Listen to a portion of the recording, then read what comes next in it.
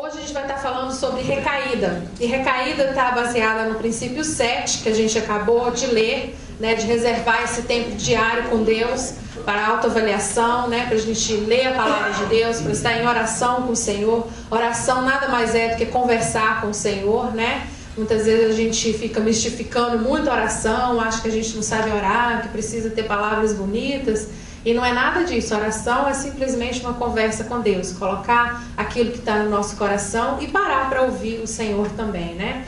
A fim de conhecer a Deus, né? Por isso que a gente ora, por isso que a gente desenvolve esse relacionamento com o Senhor, para poder conhecê-lo e conhecer a vontade que Ele tem para a nossa vida e obter força para segui-la, porque a nossa natureza é pecaminosa e vai ficar ali lutando o tempo todo, né? Com aquilo que o Senhor tem para nós. E o passo 12 fala de experimentar esse despertar espiritual, né?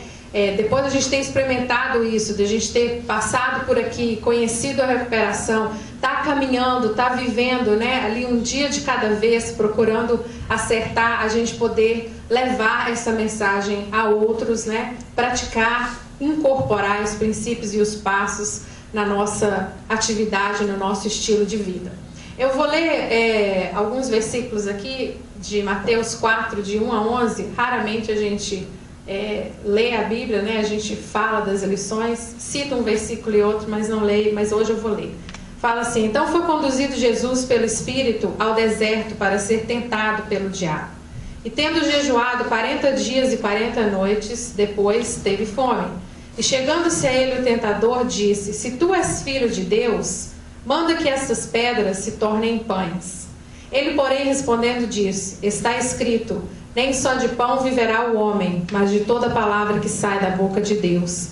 Então o diabo transportou a cidade santa e colocou-o sobre o pináculo do templo e disse-lhe: se tu és o filho de Deus, lança-te de aqui abaixo, porque está escrito que aos seus anjos dará ordens a teu respeito, e tomar-te-ão nas mãos, para que nunca tropeces em alguma pedra.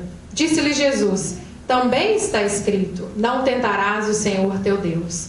Novamente o transportou o diabo a um monte muito alto, mostrou-lhe todos os reinos do mundo e a glória deles, e disse-lhe: tudo isto te darei se prostrado me adorares. Então disse-lhe Jesus: vai-te, Satanás, porque está escrito, ao Senhor teu Deus adorarás e só a Ele servirás. Então o diabo deixou, e eis que chegaram os anjos e serviram ao Senhor. Então, como eu falei, a gente vai estar falando sobre recaída e como prevenir a recaída. E a gente vê aqui, ao ler esses versículos na Bíblia, que Jesus foi tentado, né? E se Ele foi tentado, eu também vou ser tentado. Aonde? Nas minhas fraquezas, né?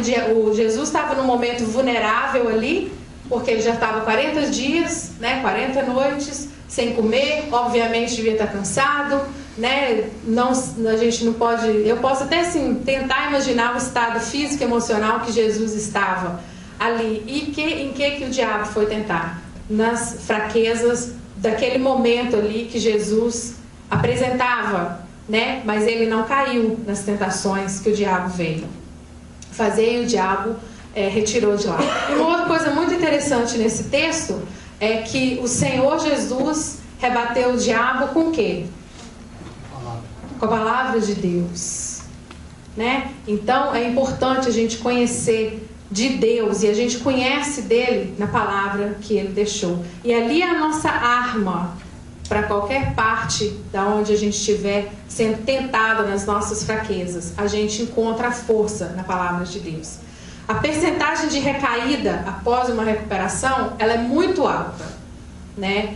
Para os dependentes químicos, quando você vai olhar as estatísticas, e hoje eu passei bastante tempo lendo sobre as estatísticas, é até medonho, porque uma minoria realmente fica firme, grande parte cai, né?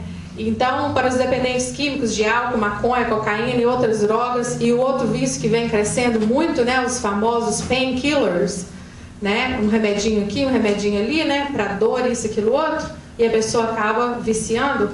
E isso vem crescendo muito nos Estados Unidos e em todo o mundo. Aliás, esse ano foi o vício que mais cresceu nos Estados Unidos, foi prescription drugs. né? Mais do que a cocaína, mais do que o crack, porque é legal, você vai no seu médico, você vai numa clínica de pain clinic, que chama, e pega lá um remédio e dali você se vicia. Toda vez que você passa por uma cirurgia, que eles te dão um remédio para dor e depois você tem que tomar por um tempo, o médico fala, esse remédio, ele te faz ficar addicted, né? Viciado. Então você tem que tomar com bastante cuidado sobre a supervisão do médico. E existem as pessoas que abusam e virou moda, né?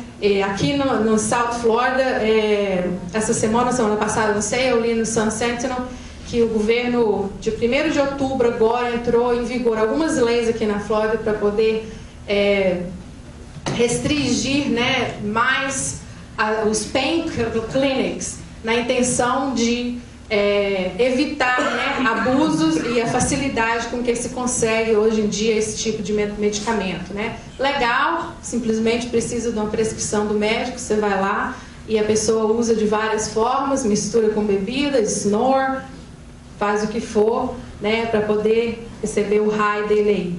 Então é uma luta constante para quem já foi dependente químico, do álcool, do cigarro, né, e de todas essas gamas de drogas aí, para que ele fique limpo, uma vez que ele reconhece que ele precisa de ajuda, né, e às vezes precisa de uma intervenção, ir para uma clínica, mas dependendo do grau que o viciado esteja, que a pessoa dependente esteja, ele não pode parar, como o americano fala, cold turkey, né, parar de uma vez, porque a droga já passou a ser parte do organismo dele e ele pode ter uma reação até uma parada cardíaca e morrer. Ele tem que ir parando aos poucos, né? Então daí você vê que o vício passa a fazer parte realmente da vida da pessoa. Isso eu estou dando um exemplo com a droga, mas qualquer outro vício. A gente aprende a conviver com os nossos defeitos de caráter, com a nossa falta de perdão e todas essas outras coisas sem ver que isso está causando a nossa morte, né?